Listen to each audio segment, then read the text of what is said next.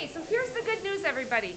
This is being recorded, and so what I'm going to do with this demo is I'm going to then put it onto Canvas, and I'll do that anytime I live demo. I'll record it, and then you could like rewatch it if you needed to.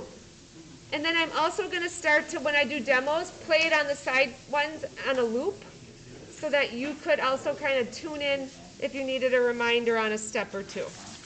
That will be up on the sides of the. All right.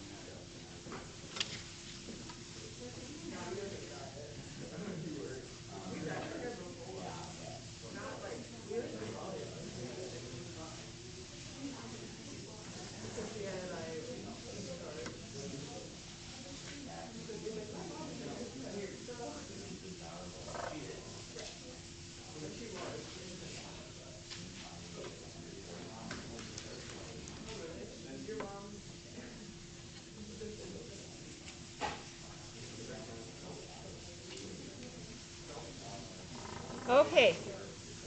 All right. So everybody, put your conversations on pause. You'll get a chance to do more of that, because I want to talk to you about something really important at the start of a portrait. So if everyone could even put your toning on pause, so that I just know that your ears are like tuned into me. So when you look at mine here, you're going to see I toned my paper. But then I made the first decision, which was the orientation of my paper, which here's my reference photo. It's a portrait, so the width is smaller than the height. So I know what direction I need to have my paper. Sometimes people don't think about that, and they take a portrait drawing and they start drawing it when it's landscape orientation. So I do want to make sure when I say portrait orientation versus landscape orientation that you understand. So portrait is when the width is less than the height, and then landscape is when the width is greater than the height. So I am doing a portrait orientation. Now here's the next important step. So busy hands, maybe take a break. The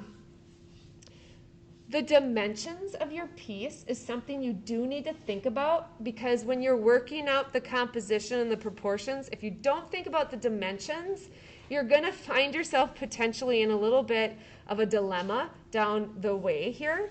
So what I did with mine, and I'm working a little different than you, and I want you to know that if you want me, when you have your reference photo, to print it as a black and white like this, I'm so happy to do that for you. But I printed mine, which then gave me the ability to measure it.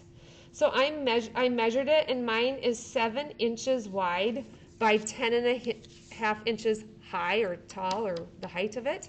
So then I actually went in and put that on my photo, or on my paper. So I know what I'm working with, because then when I'm working out my proportions, I don't have that disconnect. Like I'm not, like, you just really need to take that into consideration. So if you're working from a picture and it's a square, then that's like the easiest way to like multiply your dimensions.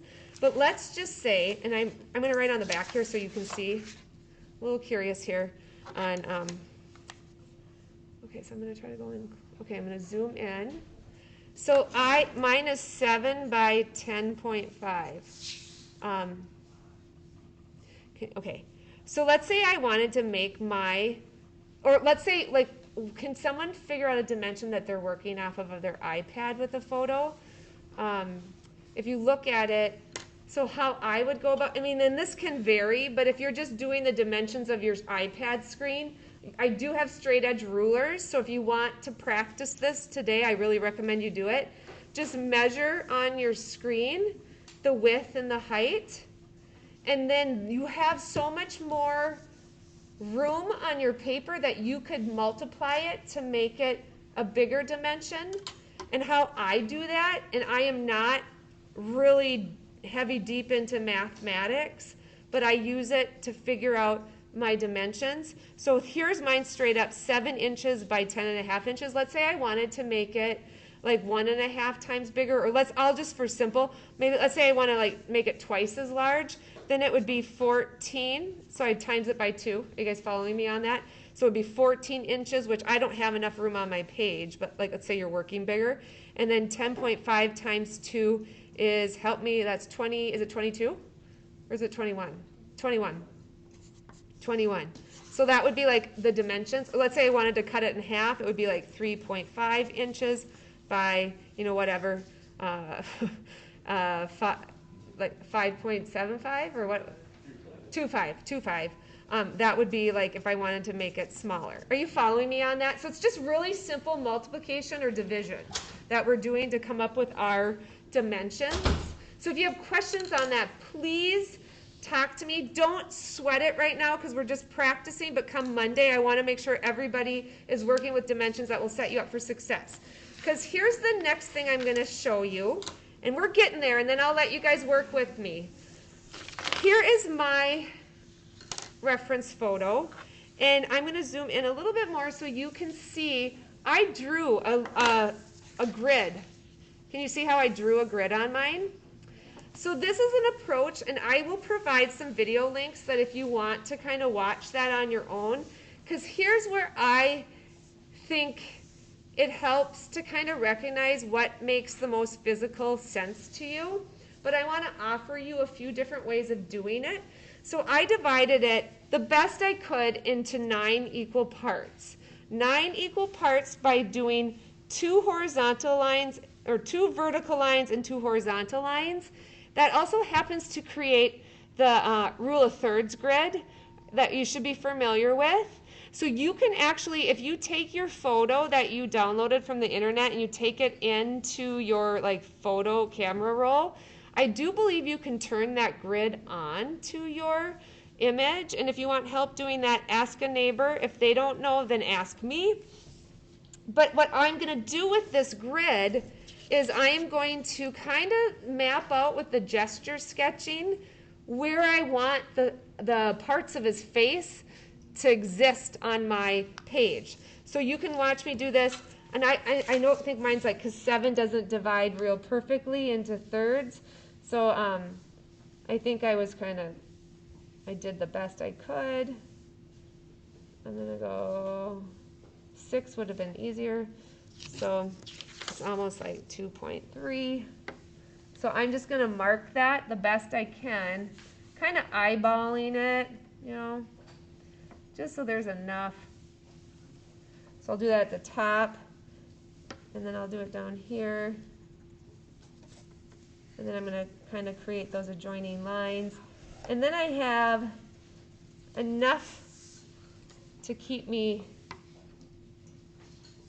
fairly accurate with my reference photo. So taking a little prep time, actually, you know, to set yourself up to make it like down the road a little smoother is a really great approach. This isn't something that I came to naturally, to be honest. I'm a little more of a, oh, just give me the charcoal, I'm going to start drawing. And that certainly is something you can do, but this kind of helps, especially when you're trying to first figure things out.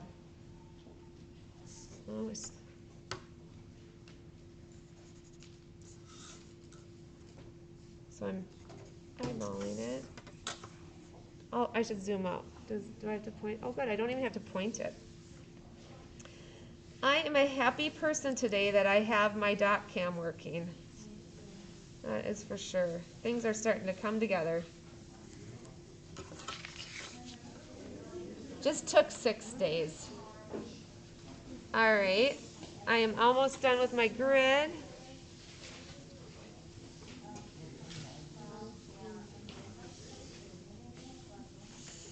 All right. Okay. It's very hard to see, but that's the way that's going to be. All right. Now I'm going to zoom out a little more so you can see what I'm working with. Are you guys feeling like you can see just fine with these screens? Does it work out okay? All right. So I am now officially ready to start sketching, like the gesture sketch piece. Does anyone remember which of the materials should you use first? Anybody know? The vine charcoal. So if you're running low on vine charcoal, I'm going to always keep a box of vine charcoal by the drawing drawers so you can grab more, because it does tend to kind of disappear quickly. So I am going to just do an overall gesture sketch, and I think of it like this. Like I'm kind of mapping out my design so that I'm making sure I'm leaving a proper amount of space for all parts. So I'm going to start by, kind of paying attention to like where my subject's head kind of begins and ends. And with this composition, he's a little bit cut off. But I'm also paying attention to, so I have this 9 squares to kind of figure out where does all the different moving parts of my portrait, like where all is he existing, where I just caught myself making his beard way too big because I wasn't paying attention to my grid. And I'm hoping you can kind of see my lines. I'm going to try to make sure they're dark and, oh, you can see them better here. That's reassuring. I'm going to get rid of those lines. I should have told you too. I did something that wasn't the smartest choice, which is okay. I drew my grid using the charcoal pencil.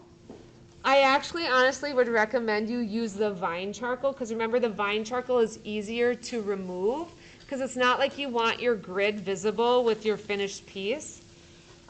So I apologize that I didn't include that detail, but I'm telling you now, and remember this is practice, so it's going to be okay.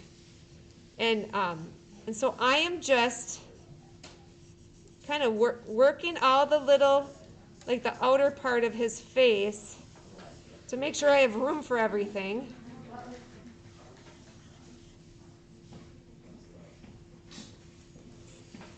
Okay, so that goes in there. Okay, got that happening here. Bless you.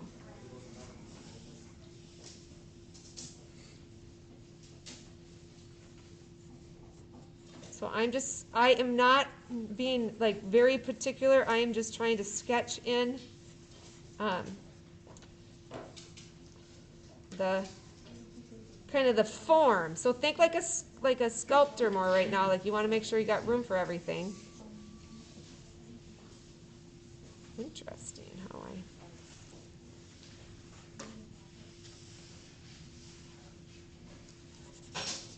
And remember the good thing about the vine charcoal is if you don't like what you put down, it's so easy to move it. So I am just gesture sketching.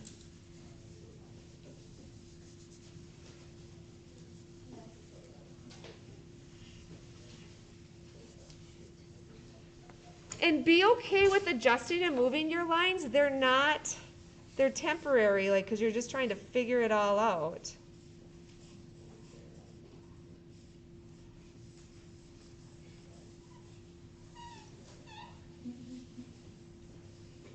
See, I'm having a moment where I'm like, well, that's 7 1/4, and I only did 7, and so no wonder why I'm feeling like I need to just adjust my dimensions.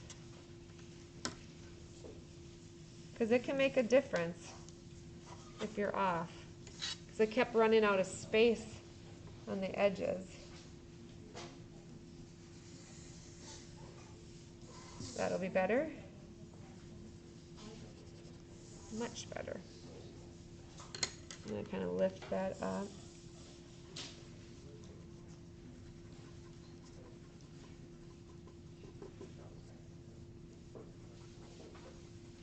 That makes more sense. So even though I personally don't love having to be technical, it's just not naturally what I love to do, I really believe it's important to be technical up front because it will just save you in the long run. Because then I was able to adjust that. And then it makes more sense.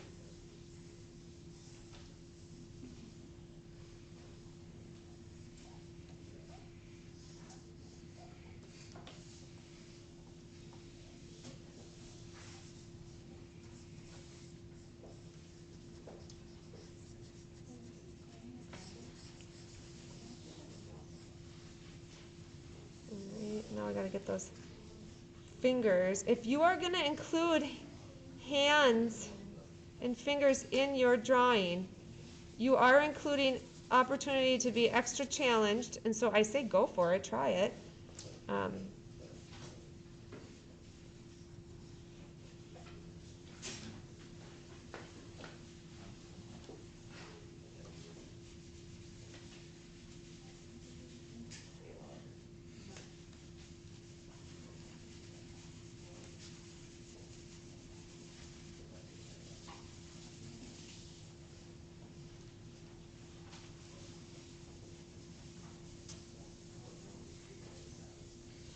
So when you draw fingers, they're more tubular. We'll talk more specifically. I'm just kind of like sketching this in for now. I will deal with it more later.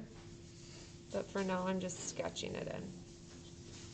We'll pay attention more to the face first, since that's our main focal point.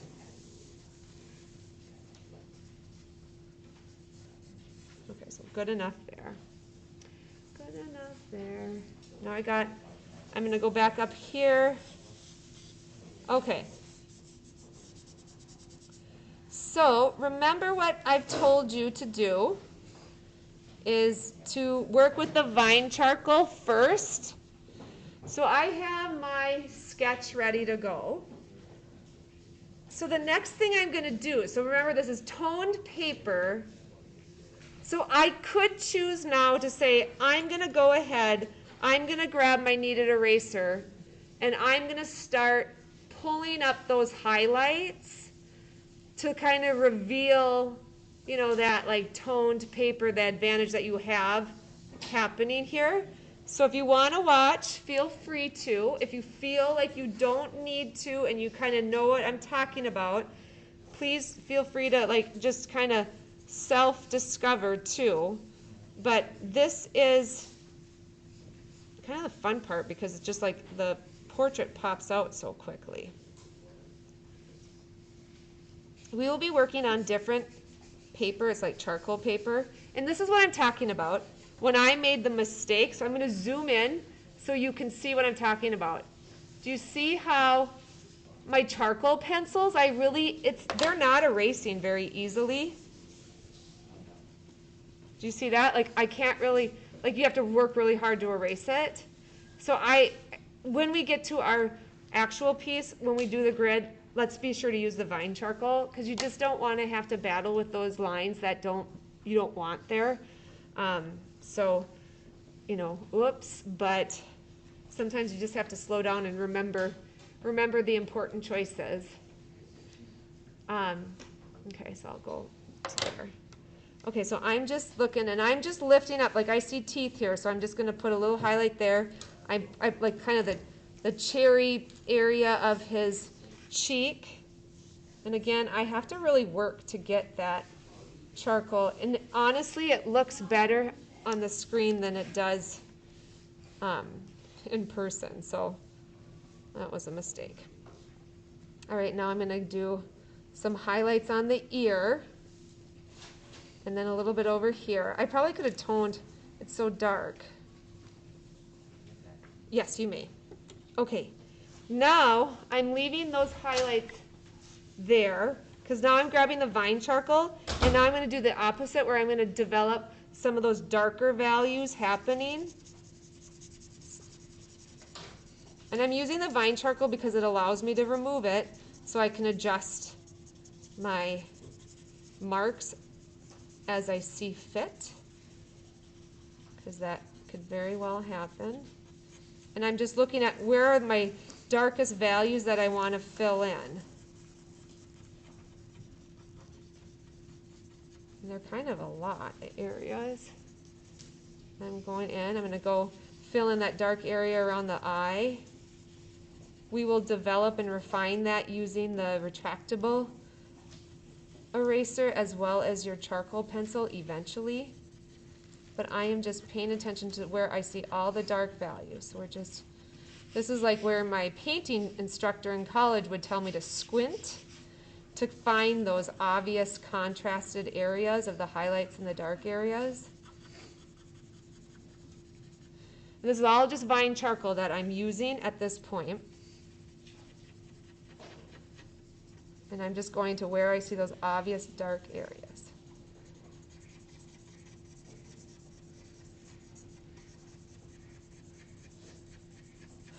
Pay attention to how you hold your support hand and then your drawing hand.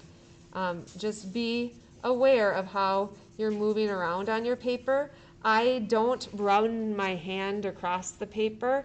If you find that really difficult and you need to rest your hand down, grab an extra paper towel, set it on top of your drawing, then you can rest your hand if that's something you need to do. That will allow you to then, and then you could carefully lift it up. It's not going to smudge your drawing around.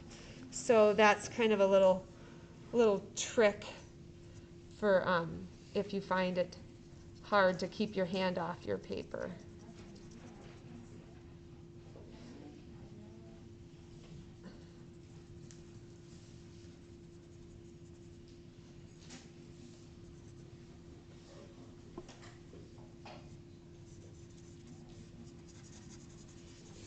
And I am just really finding, I didn't, like the paper, I didn't tone it very dark, so my lifting up the highlights was a little less effective.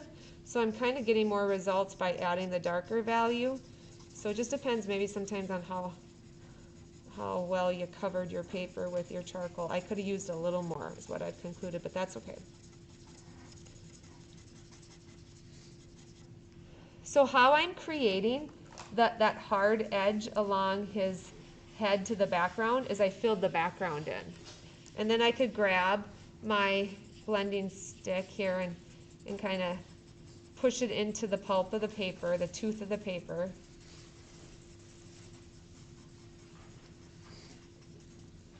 But that all of a sudden created, see how that created that harder edge for this side of his head?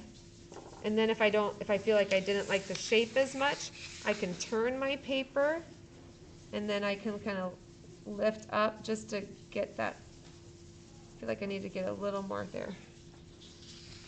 And then all of a sudden I hope everyone is really kind of clear on this definition of like a hard line or edge.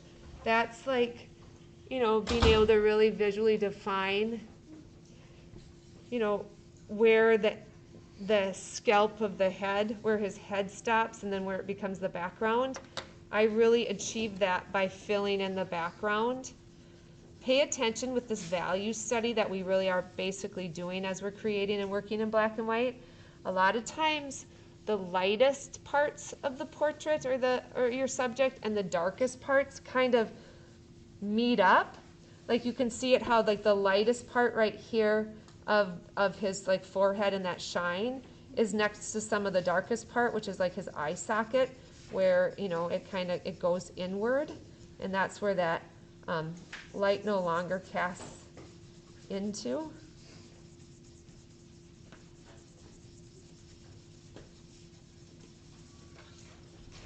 Right.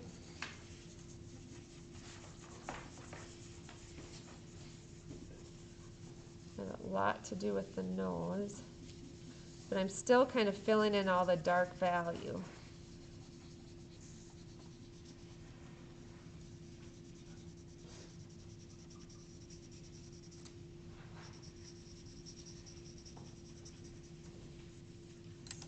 interesting.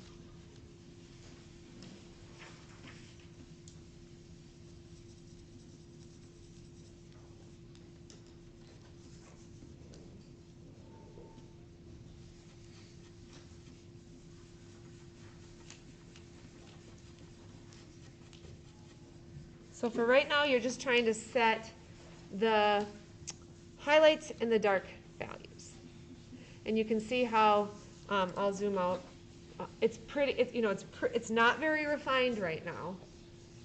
But you can see when you see them side by side, they're starting to look similar. We're not totally there yet, but you can see where I'm going with it.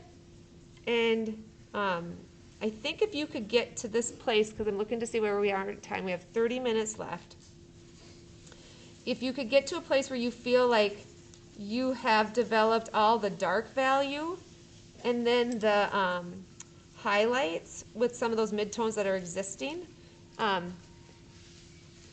would be a good place for us to pick up tomorrow with our next part, which is really starting to develop more refined details using like the charcoal pencil and the retractable eraser. So I have not used either of these two tools yet where I'm at. I've only been using the Vine charcoal and the kneaded eraser. That's all I've used so far.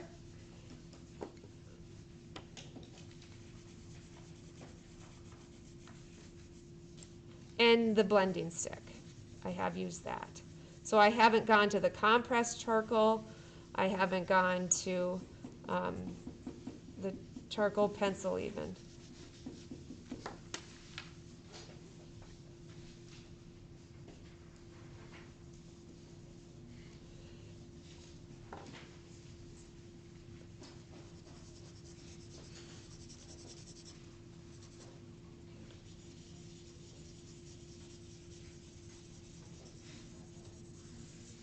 Just looking at all the darkest parts of my drawing, and even including like the clothing.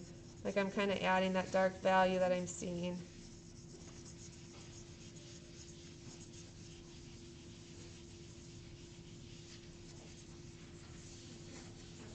Got a lot of work to do with the hands.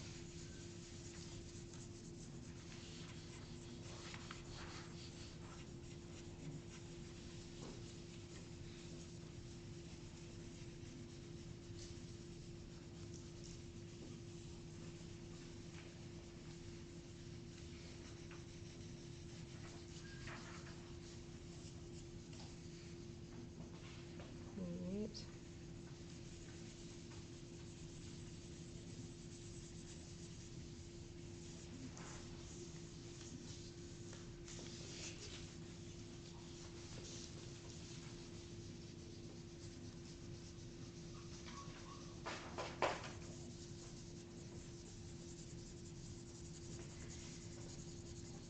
Okay.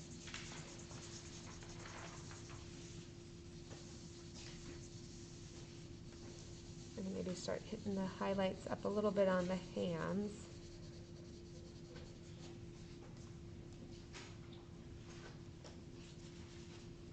Don't forget that with your kneaded eraser, it's really malleable, so you can kind of shape it so that it fits into smaller areas than if it were just to be a round ball. So you can make it have more of a pointed tip.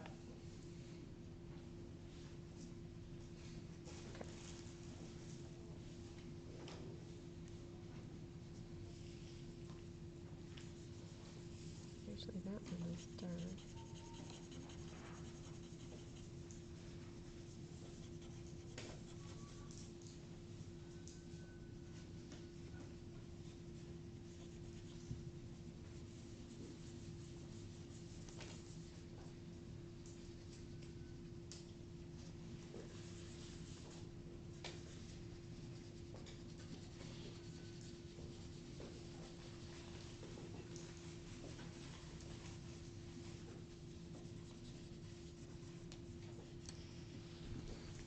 Okay, so I'm going to stop this recording because this is where I'm going to leave off, and then you all can kind of catch up to this point.